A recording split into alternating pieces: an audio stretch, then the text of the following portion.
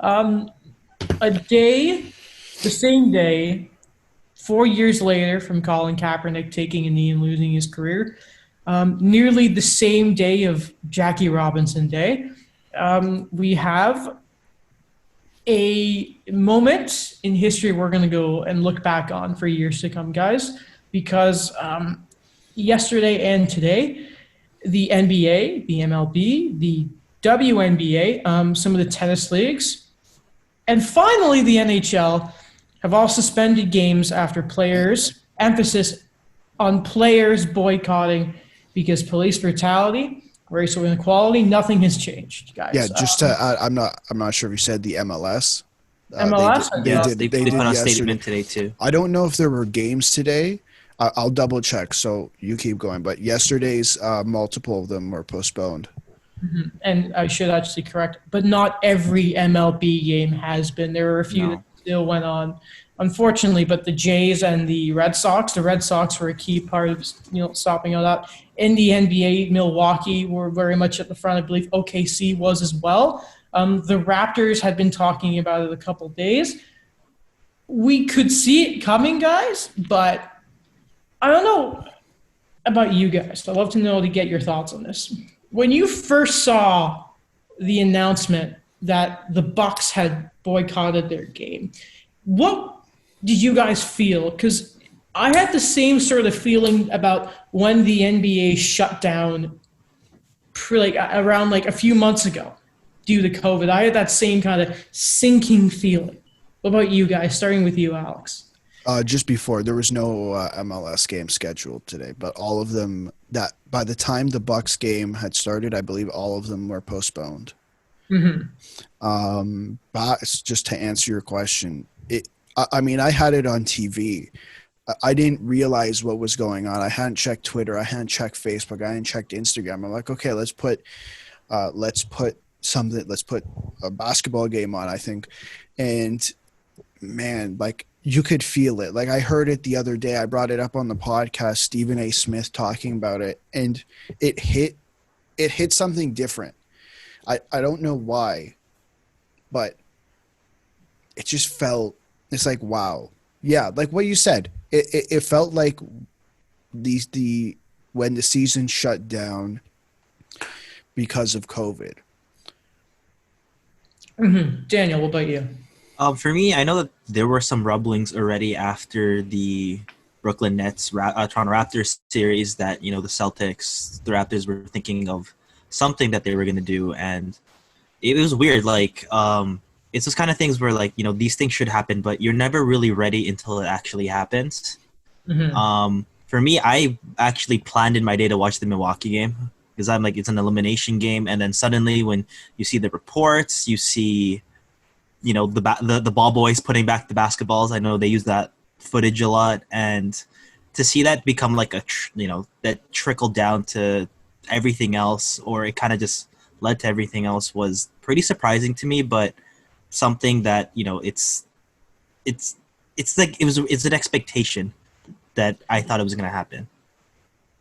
We should mention, by the way, it is not a Wednesday, it is not a Sunday, but the three of us felt that we should record something. We don't know how long we're going to go for here. This is going to be more of a free-flowing discussion. We kind of stopped on the Jacob Blake stuff at the beginning of last episode. We didn't go too much into it, though. And I feel like we all kind of had a sense that there was something bigger coming and kind of save a discussion. And, throughout the season, we always plan on having a hockey culture discussion with all the Akeem Aliu, the Bill Peters stuff. We never got around to it. So again, now we have a chance to kind of do that, but on a much bigger scale here. It is 9:09 p.m. It's Thursday, August 27th, guys. And I guess, would you guys like to start with the NHL and their the league's initial response to yesterday? Daniel, why don't you start? Yeah, it's kind of the same thing that everyone kind of said. Like, the first thing I saw was Chris Johnson being disappointed about what the approach was, that all of these other leagues are doing something tangible, and the NHL is just saying, end racism, which has been a thing that, great message, but it's something that they've been already kind of giving to the people this whole playoffs. The statements, those are great, but those can only go so far. And it's the same thing that we talked about before. We barely saw once Matt Dumba was out of the playoffs. Darnell Nurse, Malcolm Subban. Where was kind of like that activism we were kind of seeing. It kind of went back to that team identity kind of thing where you don't stick out. You do for what's best for the team. You listen to your coach, and now it's just like they're doing it now, which is great. But it's just at the same time, it's like we kind of had to force our hand to do something. Mm-hmm. Yeah, and I'm gonna use a quote that Jeff Merrick uses all the time for. Well, he talks about it in hockey, but we're gonna use it now. The best time to plant a tree was 20 years ago. The second best time is now. So we should have done, this should have been happening yesterday, 2 days.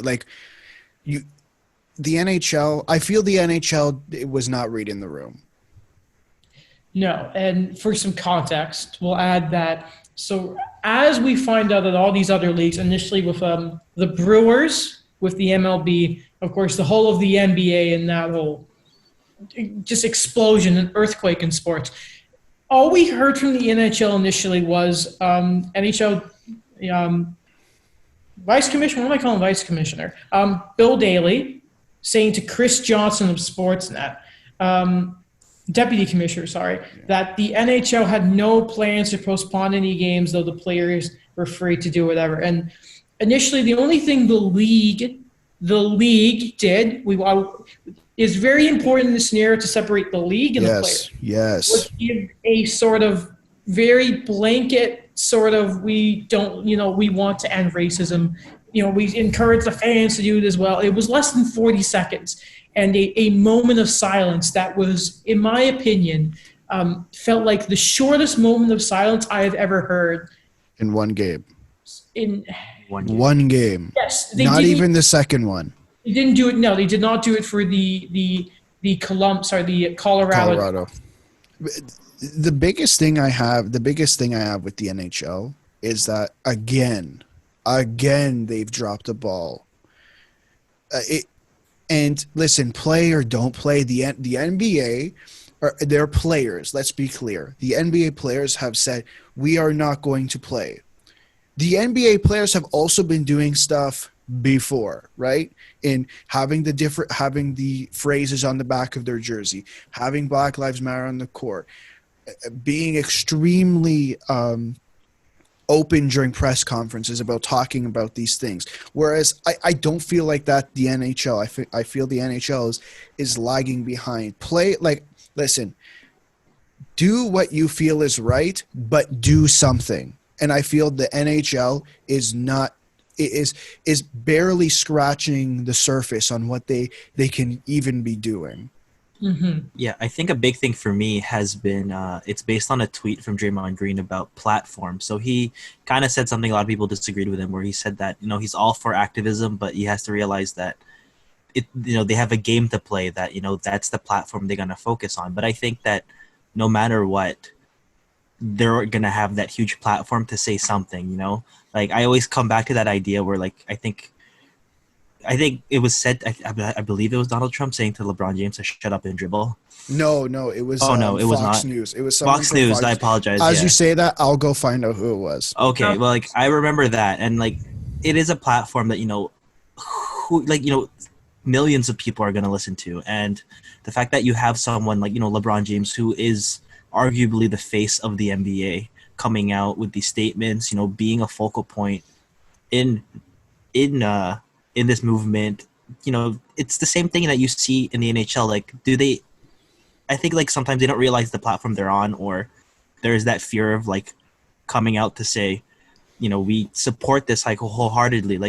Imagine if Sidney Crosby said something, if Connor McDavid said something. We'll get to that. It was Laura Ingraham. Sorry, Okay. Apologies if I mispronounced. Oh, that, no problem. My apologies for the initial mistake. No worries. That's that, and of course Fox News. Yeah, man, like dropping the ball. I don't, in terms of, listen, and I tweeted this out yesterday. I went on a little bit of a tear yesterday. I Yeah. might have been a little upset or a little bit on edge. Blaming the league and blaming the players are not mutually exclusive things.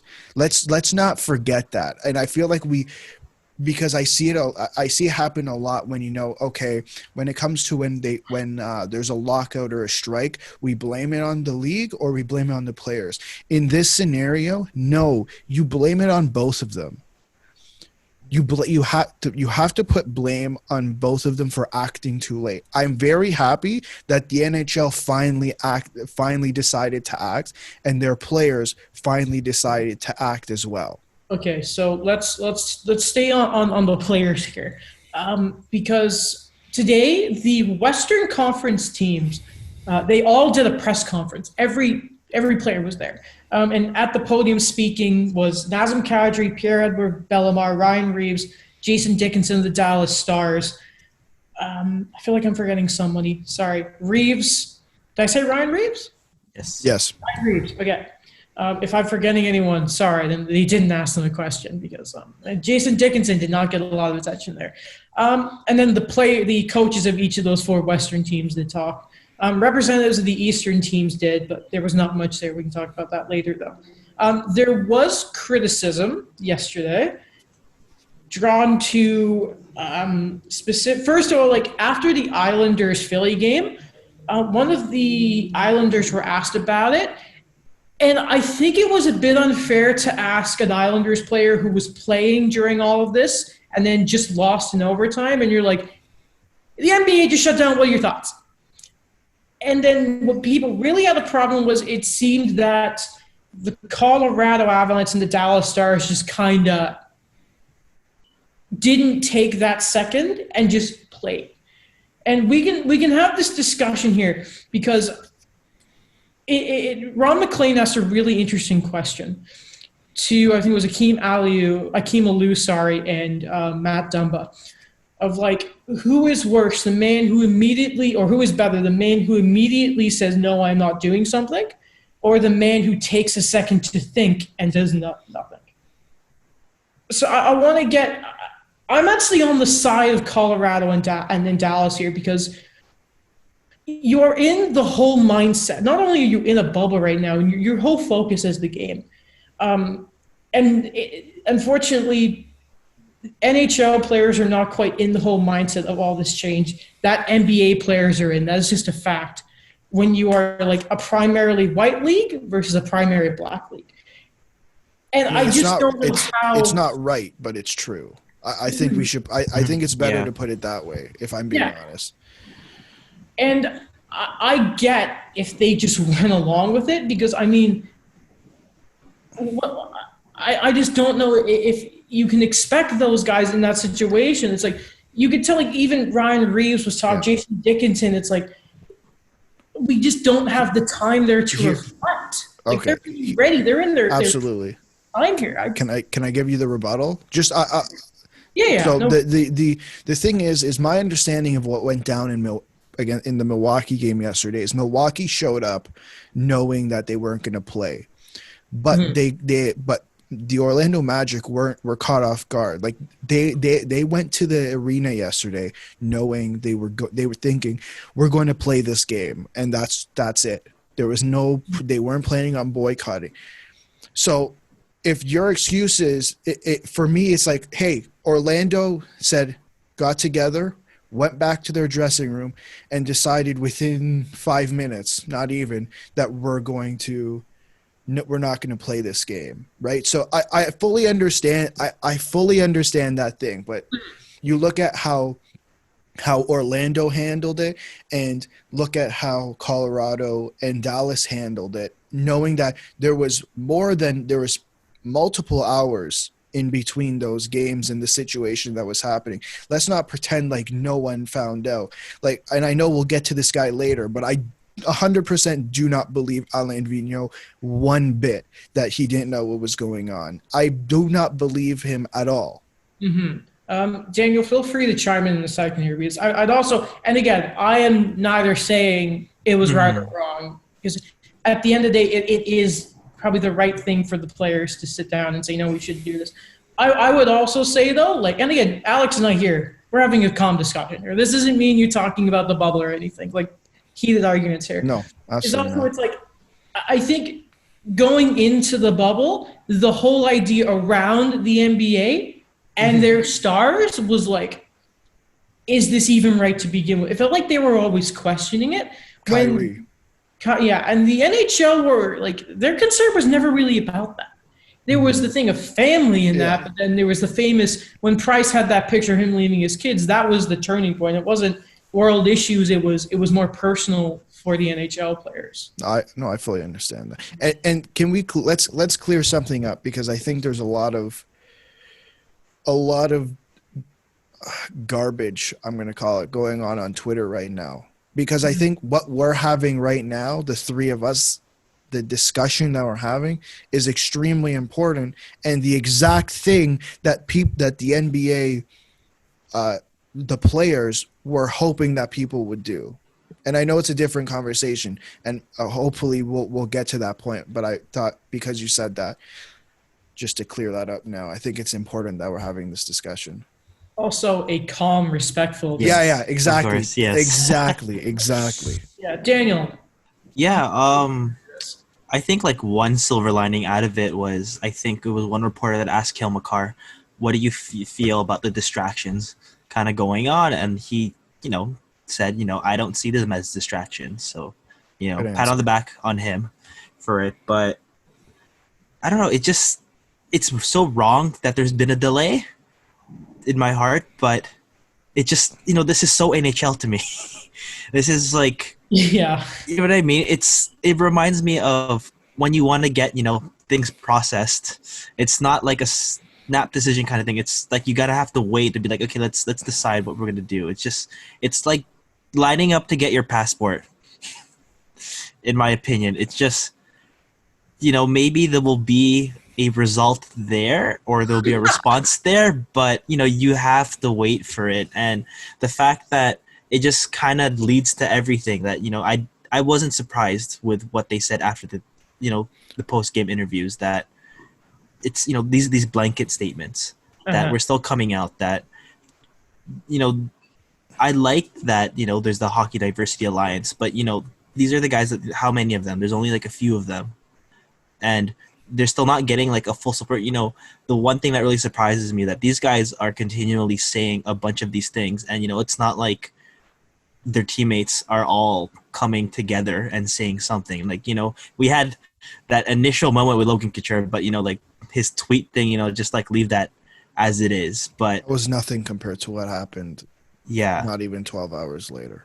Um, that's true. So like for me, it's just it's that whole group effort thing. Like it's there when I feel like it's appropriate where like they couldn't say anything else. Like they reached a point where it's like, hey, look at everyone else. What is the NHL doing? They're like, oh yeah, we don't want to be excluded. We don't want to be seen as those people that kind of excuse this. So like, let's do something. I have a question for you guys before we move on from the players. If the let's say, because we're talking about the players, if the players, all of them decided to link arms and kneel like they should have been doing from the beginning, but they decided to keep playing, would you have found that to be enough or yeah, I guess enough is the right way to put it.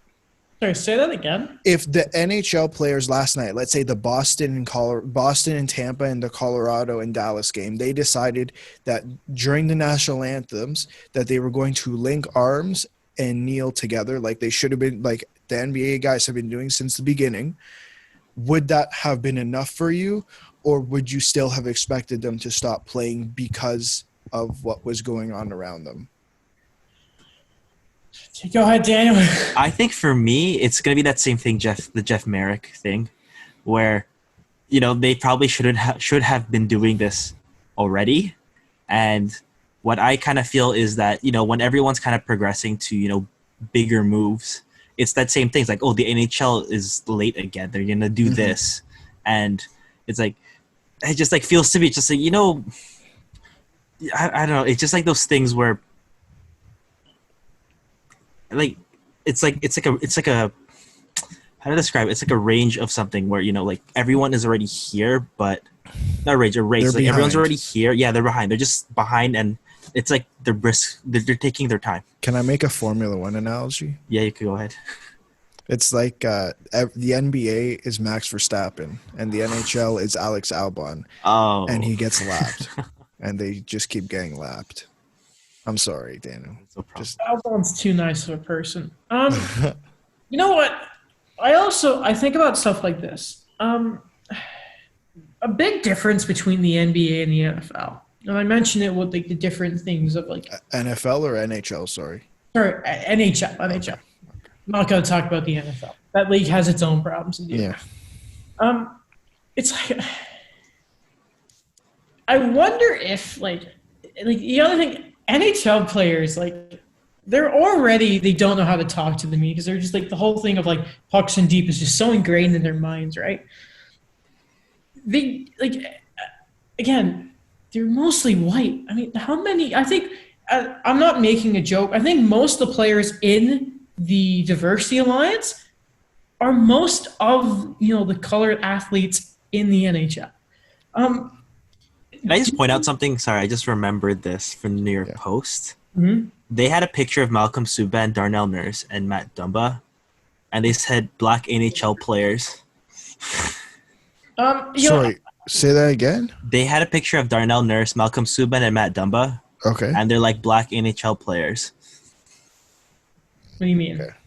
Like just being they could have listed them by name. Yeah, like that, and Matt Dumba's Asian. Oh no! It's like how is it Charlie Montoya, who's the thingy of the Blue Jays? Yeah, the manager. Everyone was calling him Mexican when he's like Puerto Rican. And yeah. Like, but like, sorry, what I was saying before is you also wonder if like the NHL players, and like it helps that guys like Shattenkirk reached out to Ryan Reeves today. Mm-hmm. That because they don't like I've talked about this before. I'm white.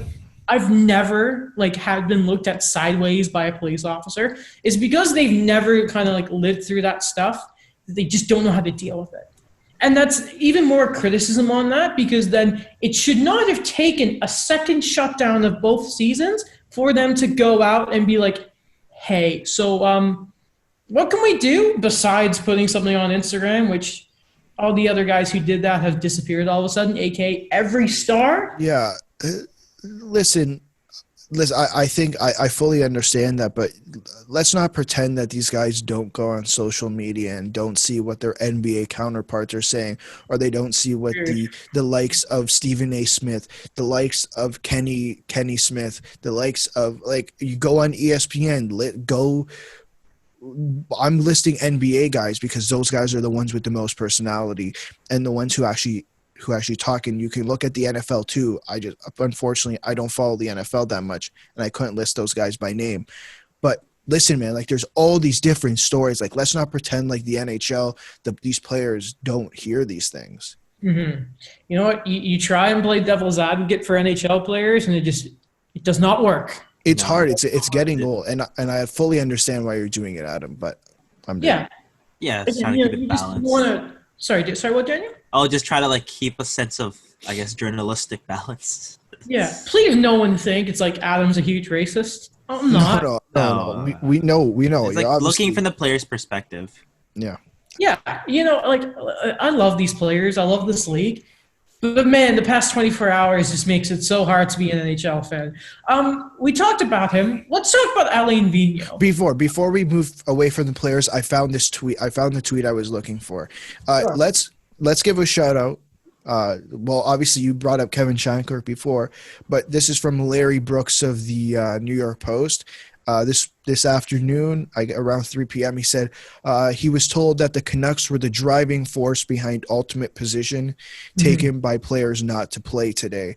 According to source, Islanders and Philly were going to play tonight, but Canucks stance shifted the dynamic heading into PA call. Vancouver was scheduled to play Vegas tonight. So the already fun team of Vancouver is really living up to their funness.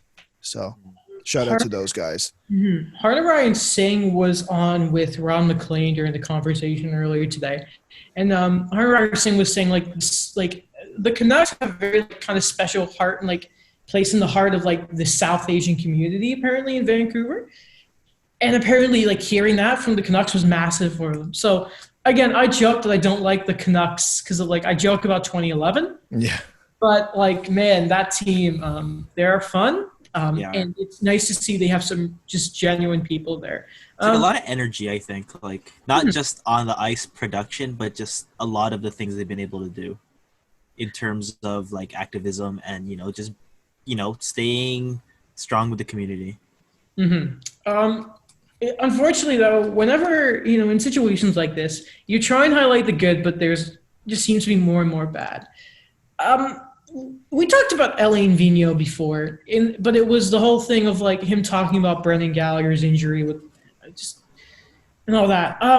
So this was so Vigneault, when asked about some of the post, everything happening with the NBA and everything post Jacob Blake stuff, and Vigneault said, and I quote, "This is head coach of the Philadelphia Flyers." Was that today? Or was that yesterday after the game? He was asked yesterday about it. Okay. But still. No, but we talked about before. If they're in the middle of a game and they boycott, like I guess maybe it depends on the question. Right. Well, okay, read the quote. I apologize. Yeah. I'm getting off topic. Here. He says, "I really have no idea what's going on in the outside world. I'm working 20 hours a day. I guess I'm a hockey nerd, and that's what I'm doing right now." Now, here's the problem. Okay? Like, not immediately boycotting, okay, that's something, but saying, "Oh, I don't know what's going on in the world," when, beside the pandemic, which at times has been the backseat of everything happening with George Floyd, Breonna Taylor, and all this. This is nothing new. This is before the bubble. I don't believe that, in a bubble where like Rod Brind'Amour, you're working 20-hour days. Rod Brind'Amour was throwing the Frisbee with his team when Carolina were still in. Like, don't give this thing. It just wasn't a good answer to me. No, he wasn't reading the room there. I don't believe him. Yeah. Yes, I bet you work 20 hours a day. There's lots of people who do that. There's no way they're clueless on what's going on around them. Yeah, sorry for interrupting. It reminds me of the Brett Trevling thing, where the whole thing with Akeem Aliu and Bill Peters, and like the way he kind of summed up his press conference was, we're ready to go back to hockey. Mm-hmm. Yeah. That it's the kind of thing where it's like they try to excuse themselves from the bigger picture of things, where it's like, we don't have a stake in this. Like, we want to just play hockey, and we're all good when that happens. I think the only thing with the Trey Living stuff that I will like kind of going back and forth with you is he had to be careful, and this is his fault for not doing enough due diligence with the Peters hire, is like he had to watch every single word he said. Yeah. But like you could have just, I don't think you had to say, to give you credit here, you didn't have to say we're just looking to get back to hockey. You could just say we're investigating, no word further. Mm-hmm. But yeah, but Vigneault, man, come on. I don't believe it. And I'm the biggest Alain Vigneault defender. He was a great coach. It's just stuff like this. I bet he woke up this morning and thought, oh dear. This is a big problem I've seen. Will he know, though? He said he doesn't check social media. Yeah. Yeah. Well, he doesn't know what's going on. If he uses his time wisely, then maybe he'll figure it out. Yeah. He has 2 days off. Also, was a little concerning about the East. So you saw this just awesome gathering of all the Western Conference teams and the coaches. But today, all I saw from the Eastern Conference was it was Char for the Bruins, Anders Lee for the Islanders. I couldn't even remember who was there for Tampa. Sean Kirk. It was Shattenkirk, and then it was Van Riemsdyk for the Flyers. Yeah. It just felt, and again, we talked like Van Riemsdyk was also another guy who was reaching out and people were giving credit to. And we talked about Shattenkirk, but Yeah, Shattenkirk, Chara, JVR, and Anders Lee. and Chara, credit where it's due, was at some of the Black Lives Matter protests earlier pre-bubble. Though it did feel a bit underwhelming to see such an amazing visual of all the Western Conference players. You see Perry, you see Makar, you see Carlson. And it's just, okay, here are the 4 Eastern guys. Yeah, it was kind of disappointing. Yeah. Bare bones. Sorry? It just kind of like, it's the same thing we were talking about. It's the minimum. Like when are they going to figure it out? I mean, hey, again. Do you want a new audience, or you want your old audience to die out? Because you can be with like that. Let's be honest. That's what's happening to the MLB right now. They know it. They're going to try to fix it. When is the NHL going to clue in on that? It's interesting you talk about that. I want to get a tweet up here. So the Hockey Diversity Alliance, and they didn't make demands, but they kind of said, first of all, it was originally Evander Kane in the Hockey Diversity Alliance that kind of said to the league, like requesting suspend play.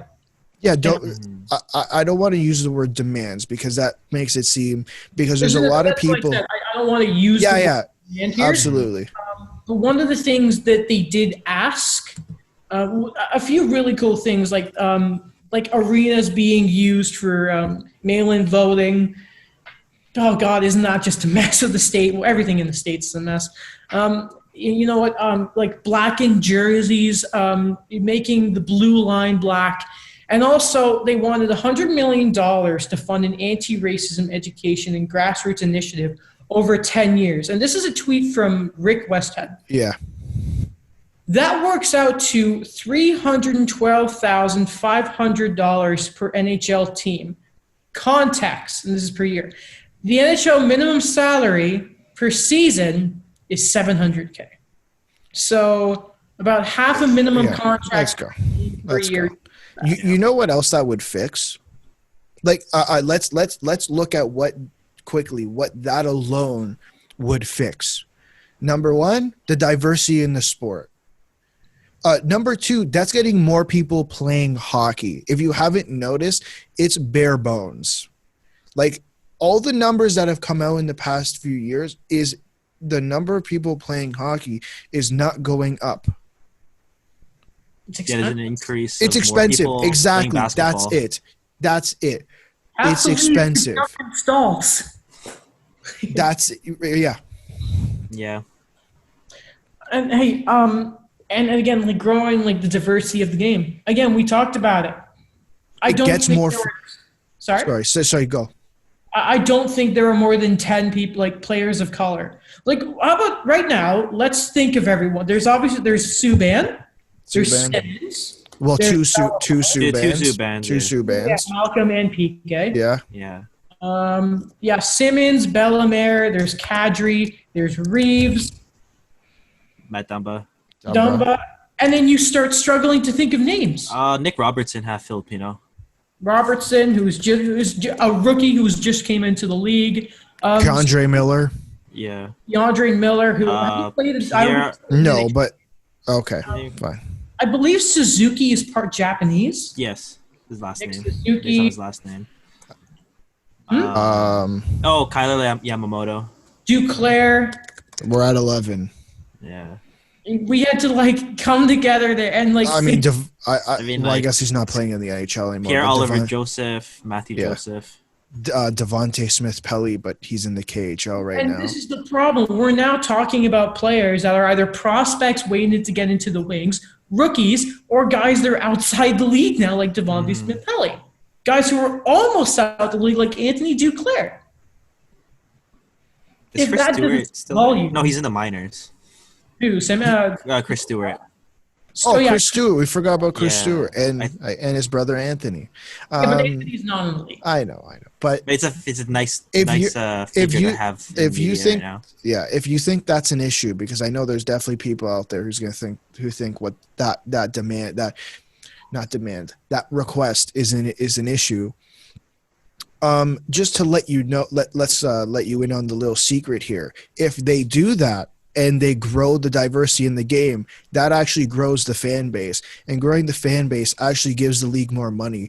And last time I checked, more money for the league is good. I think I'll double check the math, but I'm like 99.9% sure that's good for the league. While you're doing that, can you ask how many Stanley Cups they award each year? I'm not Brian Burke. I don't have Gary Bettman's number. Okay.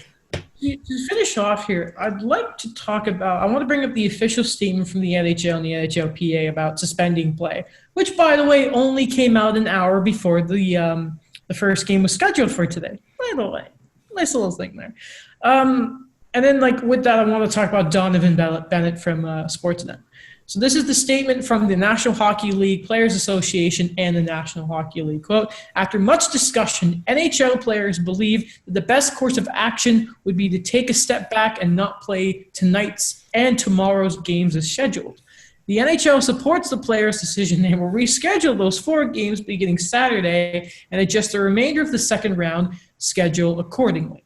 Black and brown communities continue to face real, painful experiences. The NHL and NHLPA recognize that much work remains to be done before we can play an appropriate role in a discussion centered on diversity, inclusion, and social justice. I'd just like to read that one more time. Black and brown communities continue to face real, painful experiences. The NHL and NHLPA recognize that much work remains to be done before we can play an appropriate role in a discussion centered on diversity, inclusion, and social justice. What? I will read that one more time because I think you can tell.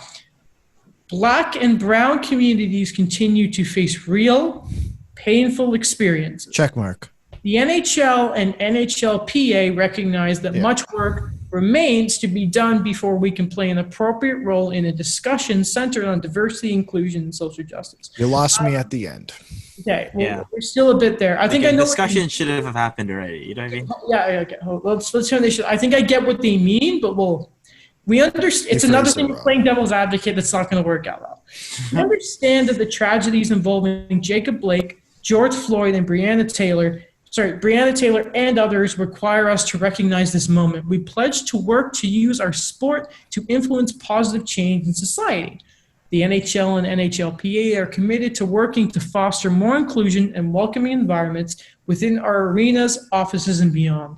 Perfect. Now, the reason I bring this up, is Donovan Bennett was on Sportsnet Central with Ken Reed and Carly Agro, primarily with Ken Reed for this interview. Okay. And I'll bring up something else he said in a moment here. But what he said, Donovan Bennett, what he mentioned is nowhere in this statement there's something missing. Do you guys know what that is? This is something that I think is missing. Well, there's a couple things. Number one, did they bring up Jacob Blake? Yes, right? Yes, they said they recognized Floyd Taylor. Did they use racism in the statement? One thing. They did not use the word racism, and they did not use the phrase Black Lives Matter. Okay. They did not simply put that in. And that is it's very simple to do, and it means the world. Yeah, it's like the obvious. Yeah, and Donovan Bennett pointed out that also the NBA is even not mentioning that. And I think that's the biggest injustice here. And talking about that one phrase I said a few times, I think is what they mean is they still don't know how to deal with things and they're working on it. But then phrase it differently. I'm sorry, you're spending how much on PR people and you can't figure that one out? Read it. We're told to read things out loud as journalists. Once we're done our stories, read it out loud, see if you find any mistakes. The thing is, when it comes to this, excluding these things, it's like they feel like they're gonna offend someone. Who are you gonna offend? Lots of people, apparently. I can guarantee you, and it's something I want to bring up before we end this podcast. Literally, it's white people wearing sunglasses in their profile pictures, threatening to never watch the game again and not spend any money. That one's those are crazy. On Twitter with no profile picture, just an egg as well. I think the Wayne Simmons one. There was one he responded to a guy. Yeah, he did. Please, don't watch it. Yeah, he's like, and that just, God. oh my gosh. Yeah, like, come on, phrase it like, if I'm the NHL and I read that out loud, I'm like, sorry, you wrote that like that? Let's rephrase that, because that makes it sound like there's work that has to be done outside of the NHL and the NHLPA. But the NHL and the NHLPA, like we talked about at the beginning of the episode, are going to be involved. Maybe they're not, like, the players can help outside of the NHL in terms of, hey, let's get the owners, like the NBA is doing right now. The Houston Rockets, their arena is now going to be opened up for polling in November. Now, what's the one LeBron was? It's LeBron and another NBA owner are helping to keep another arena open during the election, right? Mhm. So from a player's perspective, I'd like to see them do something. From the league's perspective, find a way to grow your game through diversity, because that's the thing you've been lacking for the last how many years, and you know it, the fans know it, the players know it, and it's all great to talk the talk, but until you walk the walk, the talk means nothing. Mhm. Daniel. Yeah, a lot more has to be done now. I think like I love Alex's point with the inclusion aspect of it, where I remember, this was a long time ago, by the way, but I remember when he was still like in his prime, like Jerome McGinley. They asked him questions about why was it so hard for you to felt like you could break out of this game, because he's like, it's still the same thing how it was before, that it's viewed as like a rich white boy sport, that the accessibility to it is just not there. It's non-existent. And what Alex pointed out with the percentages, it is true. Like based on like that assignment I had to do this past semester, you know, basketball is on the rise because it shows the diversity. It shows that it could, you know, take action on that platform they're afforded. And, you know, hockey's just declining, you know, and I think the fact is that attachment to like, say, you know, this is Canada's sport, you know, like I'm starting to think, you know, it's misplaced in a way. I'm not saying basketball should be it, but I'm not saying that there should be like this whole thing where we put hockey on a pedestal and say, this is what it is. This is something that, you know, we shouldn't change, you know, don't ruffle it. There's a scale, and basketball starting to tip it. I'll prove my point exactly. What I brought before about how they're losing a generation. And this isn't just in Toronto. I think it could easily be put outside of Toronto. How many hockey fans do you know around your age? There is you guys, obviously. Like, Yeah. Will is more of a basketball guy. Yeah. My best friend is only a hockey fan because he got to play a bit of it, and my other best friend is a fan only because his girlfriend, and her entire family So he's not played, really and a is fan. getting him into it. So he's not fitting. But compared to the people that you know who enjoy sports, the people who like hockey, it's low. Yeah, it's mostly basketball and baseball for me. There you go. Basketball's the big one. The majority of of my friends who like sports are more of a basketball fan than they are of hockey. Think of it like this.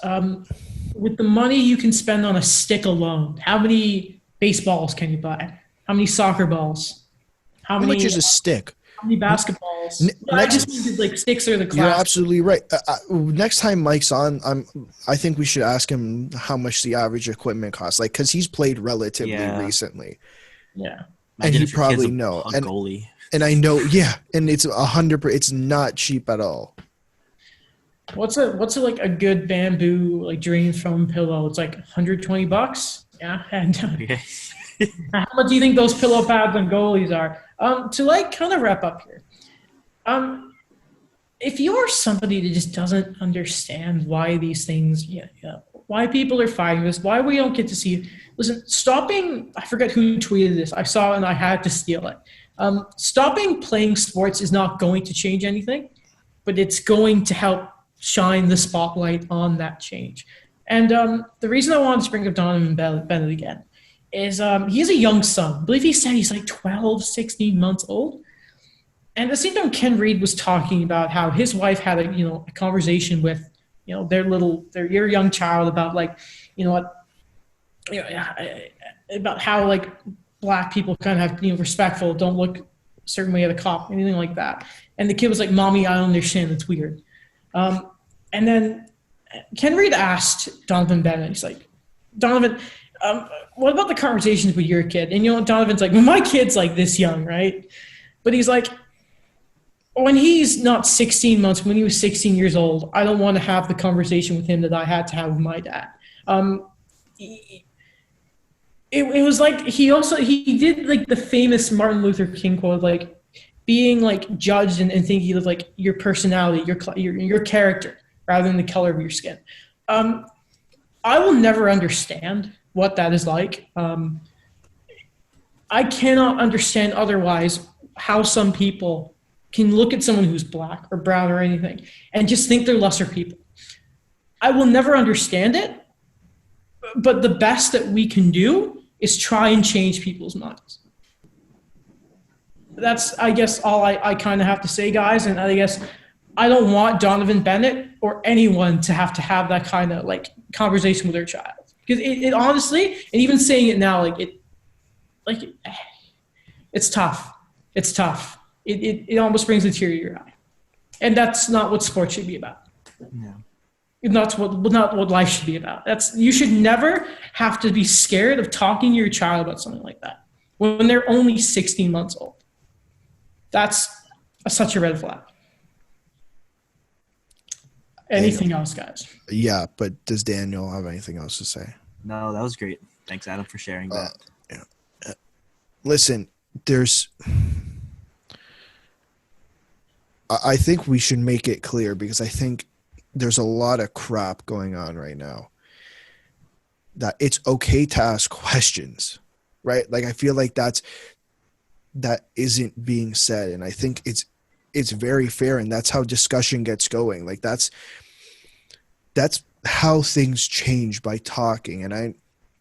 And there's a difference between asking questions and being a jackass about it.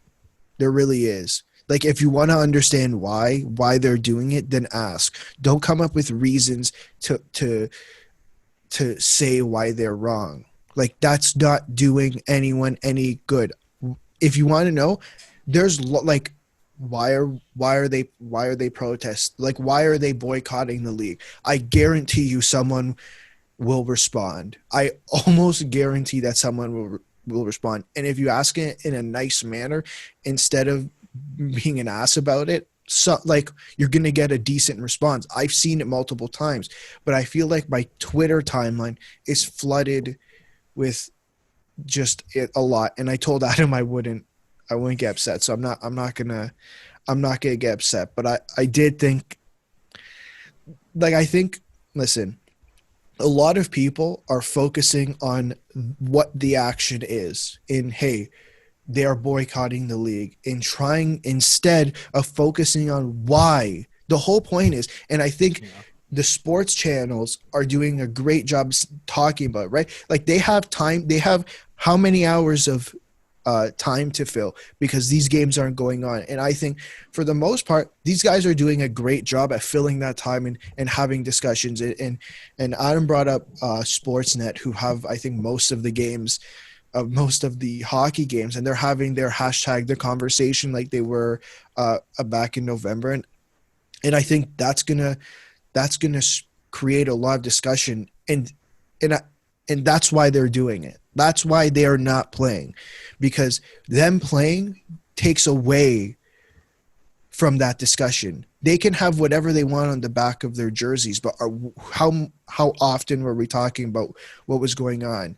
Not often. Like, I turn on CB24 all day. Apparently, I didn't realize this. There were peaceful protests going on all throughout the pandemic in New York, in Seattle, in Portland. But the only things I ever heard about were the ones that got violent. Mm-hmm. And obviously that's a media issue, and that's not for this episode. That's not for this discussion. But listen, focus on why they're doing it. I understand you might not agree with their protest. But hey, it's I believe it's the First Amendment, and I know a lot of people complaining about it were the same ones talking about a different one. So, and I'm genuinely curious, and if anyone actually listening wants to respond and let us know, I'd be more than happy to understand. So I put this tweet out for all the people playing, all the people saying that players shouldn't raise their fist during the anthem, kneel during the anthem, or shouldn't boycott a game. I'm curious what you think is appropriate for the players to do. There's a legitimate issue, and wearing a shirt or posting a statement on Twitter is not working as intended. It feels like every time something different is tried, it's always, quote unquote, stop making it political. Wake up. This issue isn't political. Mm-hmm. Daniel. No, I don't know. Just you guys had such great ending statements that I don't know what else to say, but like I agree that, the fact that these boycotts are kind of happening, that I completely agree that it just people are just missing the fact of, what is the conversation. And like again, we talk about the Twitter culture and like how things are going to use for it, but at the same time too, Twitter is a tool. It's like what you make of it. It's what you want to see, and these things have to kind of circulate more with why this is going on, what the conversation being shifted towards, and like seriously what needs to be done. Because I don't know, like when I think about the NHL, it's just like, get out of like, quote unquote their bubble of their own thing. It's like a bubble within a bubble. Just like, get out of that. It's we've seen what's going on with it, that if you want the game to grow, if you want to, no, seriously, like in all honesty, I know we're hockey fans, but be taken seriously the same way globally, like the way the NBA and the MLB has been in terms of, not just financially, but in terms of like fans, then do more. Mm-hmm. Listen, be good people. Even if you can look at the generation before us and think they're the worst, which sometimes it feels like that. It's then up to us, this generation, to make a change. And then if we have kids, I don't know about you guys, why not? You get them to change and you raise them to be good people. At some point, you have to be that change. And we can be that, guys. You don't want, one more thing I want to bring about Donovan Bennett. Sorry, I don't mean to get the last word. No worries. Something that I've been kindly reminded of from the peanut gallery of my apartment. Thank you, Mom. Is something Donovan Bennett said about how he's afraid that his wife will have to tell his kid why he's not coming home. And it's stuff like that is why we need change. There needs to be things like reforming the police. There needs to be things like bringing racial equality. And that is why people are fighting for change, all right? It's for everyone to have a fair and equal living. We all good then? You're good. All right. So. Everyone, thank you for listening. Have a great day.